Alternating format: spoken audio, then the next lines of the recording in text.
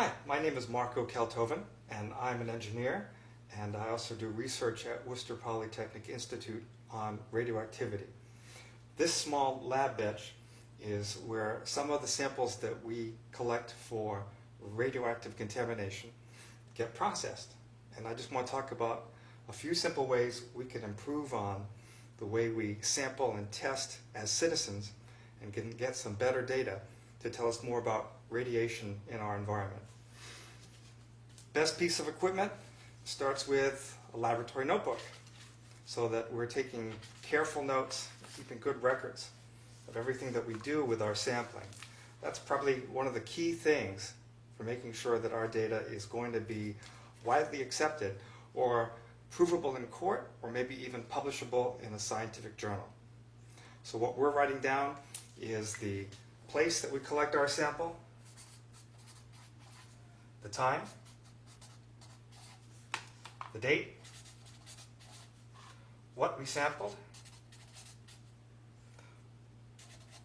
why we sampled, what we're looking for, and enough detail so that if someone has to repeat our work, they can look at your notes, they go back to the same place and get the same sample. So when you're writing down information about your samples, make sure you've answered enough of this so that somebody else could look at your notes and do the same thing. And that's really the basis of repeatability, making sure that others can prove that your work was correct.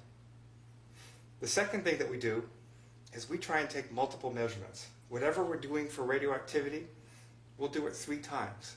That way we'll see if whatever number we're getting is different, is changing because of random error, or it's really changing because of something that's happening with your samples. And then the last thing to keep in mind before we even start doing our testing is the idea of background. We've all heard about how radiation is everywhere. There's more radiation in a banana than in an exploded nuclear power plant. I exaggerate. But we've heard this before, and what we have to do is make sure that when we take a reading, we're taking a look at what's happening in the background too. So before we even collect our sample, if we're using something basic, like a Geiger counter, we'll take a clean working surface where there's no sample, and we'll take our first measurement. Actually, if you remember, our first set of 3 measurements. So we're going to write them all down, and that's when there's no sample at all, and we've got our background number.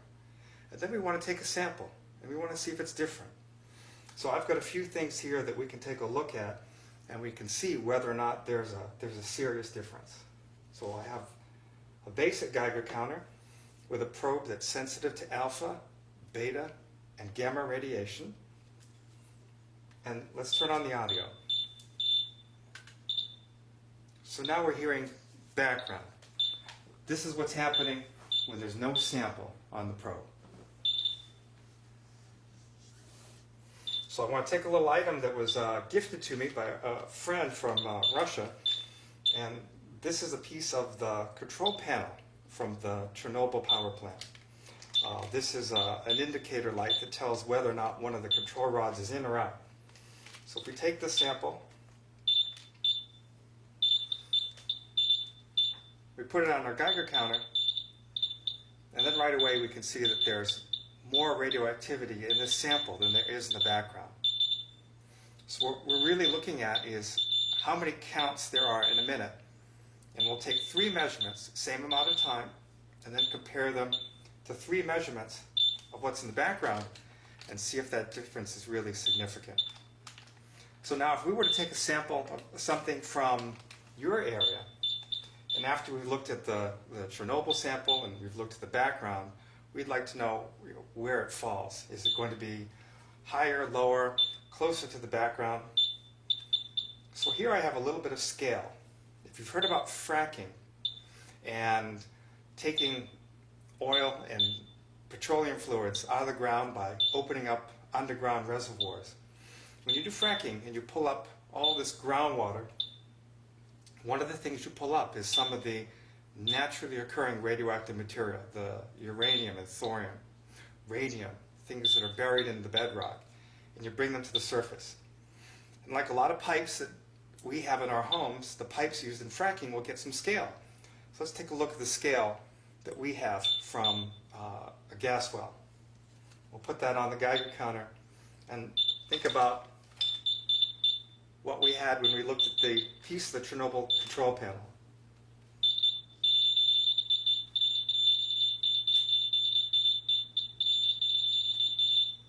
Well, this isn't really a video about fracking, but you get the idea.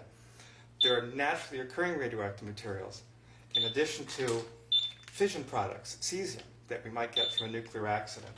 So how do we distinguish the uranium and thorium that are natural, if a little bit concentrated, from the fission products? For that, we use a different kind of device. There, that's annoying. For that, we actually use a gamma spectrometer. And what this does, we use a crystal, and the crystal actually will give off flashes of light when it's exposed to gamma rays. And we can actually see which isotope those gamma rays are from.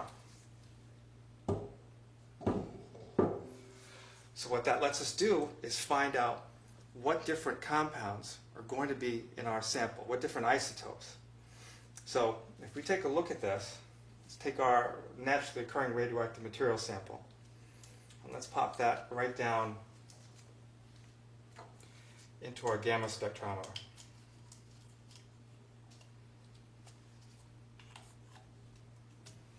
No noise this time.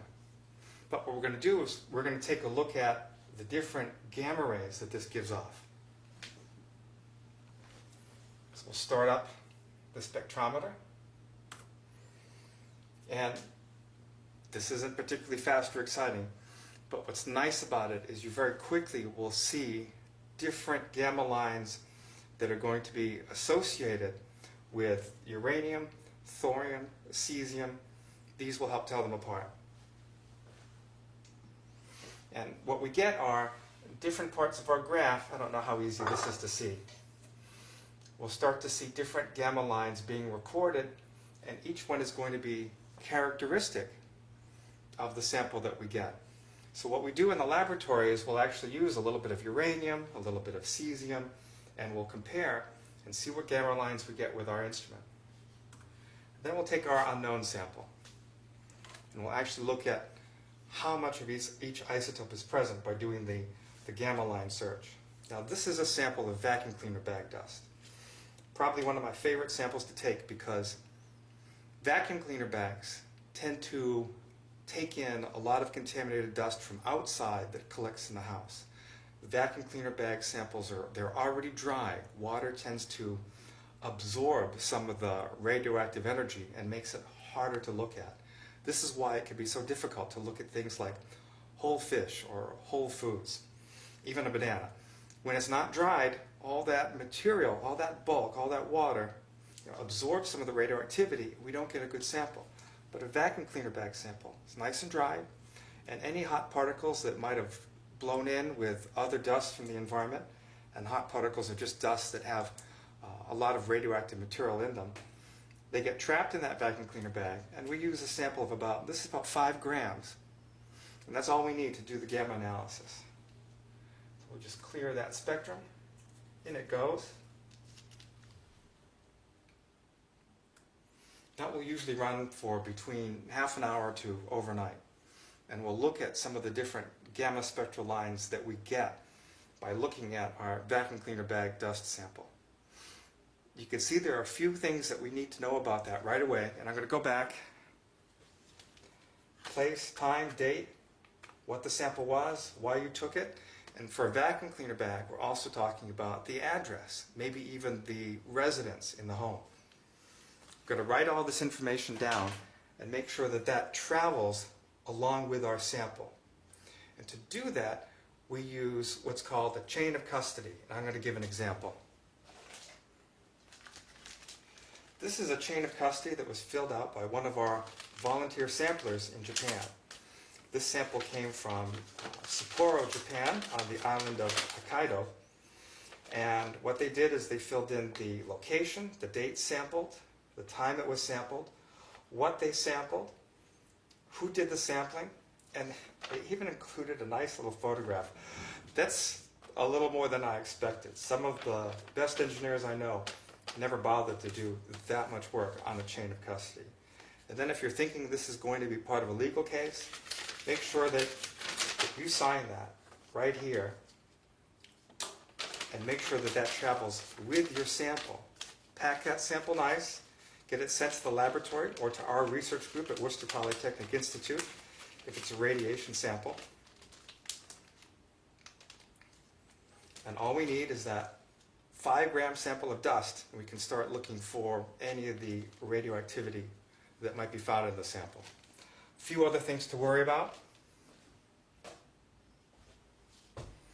I'm wearing gloves. You should be wearing gloves when you're doing your sampling. You never know what's in the samples that you collect, and we never know what's going to be in the next box that we open. So always make sure you take that measure of safety. The other thing that we do, sampling mask. Maybe you're sampling for radioactivity. You might even be taking a control sample, a sample from a place that you know is not contaminated, so you can use that to find your background. I love it when people can include a control sample in the set of samples that they're sending to me. They don't have to tell me which one is which. That way it doesn't introduce any biases. But even when you're taking a control, there are other things in dust that can be harmful. Besides radioactivity, you can have lead paint particles in dust. Very common problem. You might have asbestos in the dust. And if you're from the southwestern United States, you could have hantavirus or other kinds of animal or bird droppings that contain biological contaminants that might be harmful. So having a good dust mask is always a nice idea and something you need when you're doing your sampling. Remember that if you're going to open up a vacuum cleaner bag to take a sample, potentially a lot of that dust is going to be flying everywhere. I like to do that outside and not cause any further contamination in the home being sampled. You might have some of these. Paper dust mask. This one has a little valve in the front to make it easier to use. They're better than nothing, but really, it's worth investing the $30 and getting one of these, and getting a good dust cartridge to go with it. It doesn't take out toxic gases. If someone were to expose you to something like ammonia or some other fume, it doesn't protect you, but it does keep out the dust, and that's very important. So some really basic steps here. What we're looking for, dry samples, dusts are excellent, soils also work as long as they're dried, good records that tell us where the sample was taken, who collected it, so someone else can go back in and take that sample. We also want to make sure that you're being safe, gloves, mask, not going to places where your own exposure might be too high, and just again, making sure we're looking at the background at the same time. We put all of these things together, even if you don't have the gamma spectrometer or you have a very basic Geiger counter, you can still take the kinds of radiation measurements that will help people understand what's happening in the environment around you. Thanks for listening.